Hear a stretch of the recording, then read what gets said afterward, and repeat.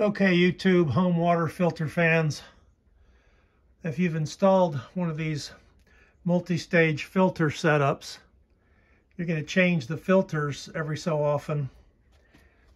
It's almost impossible to get these cans off without spilling water all over the place, especially these big 20 inchers. They are heavy and they're hard to handle once you get them loose. One thing that can help you, cut a bungee cord and then you can stuff a towel under there to help catch some of the spill. Like that. That won't catch all the water, but it'll catch some of it. Once you loosen this thing and break the seal up here, you're going to catch the water that drips. But when you actually physically pull the thing down and start moving it out, you're going to spill some water. But this will help a little bit. In this garage, it doesn't matter if I spill water down on the floor. I don't really care. But if you have your setup somewhere where you don't want to spill water, you can just bungee cord a towel around there like that. Now these string filters, like the one on the left here, are disposable. These pleated filters, I've heard you can clean them out. I'm just going to replace this one for right now, but I'm going to put this in another housing. I bought another housing that goes with it. Not just the blue sump, but the top part also that has the inlet and the outlet. And I'm going to back flush this thing and see if I can clean it out. But for now, I'm just going to put in a brand new one. I'm going to scrub out this sump with OxiClean and a bottle brush. I cleaned out the O-ring recess completely of all the old silicone lubricant, cleaned it and dried it. I'll pack that with fresh silicone grease and then grease the O-ring. Now, once you reinstall your filter housings and you've snugged them up to what you think is the right tightness, go ahead and open your valves. I've got that one just barely cracked. That one's open all the way. And let these fill up and come up to pressure. Once you see under your pressure gauge you've got good pressure, then check for leaks. Now if they're leaking and it's under pressure, you really won't be able to tighten these at all. So if you find a leak, you got to shut your bypass valves both. You can bleed the pressure off if you've got a spin down filter by opening the valve, or use the red button up there, wherever it is. There it is.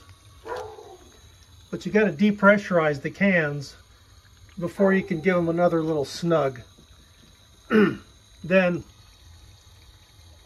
open your valves, check for leaks again, and repeat as needed. Inside the house, I opened the nearest cold water valve to let out, any air, because these things were full of air when I installed them. You could pre-fill these with water before you installed them, so you wouldn't have to bleed all that air out of the system. If you want to try it, they're unbelievably heavy when they're full, though. All right, so I'm pressured up to 50 psi. No leaks. My cans are bone dry. So all is good. It took me 1 hour. I took my time. Had to take the cans off, go empty them out, clean them out, install the new filters, clean up the O-ring recesses, clean up the O-rings. I reused the O-rings.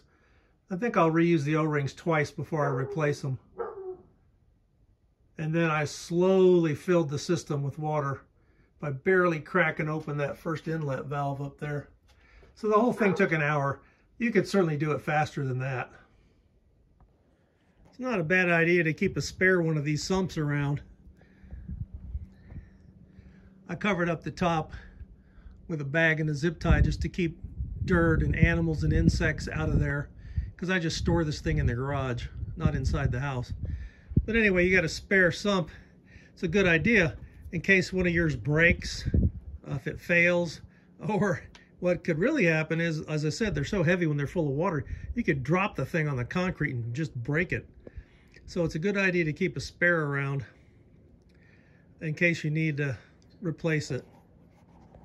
If you've got your system on a bypass loop, you know, it's no problem. You know, if you break a can, you can just bypass your filter setup in the short term until you can get a new one of these. But I'd rather just keep one around so I could replace it immediately if one breaks or fails or something.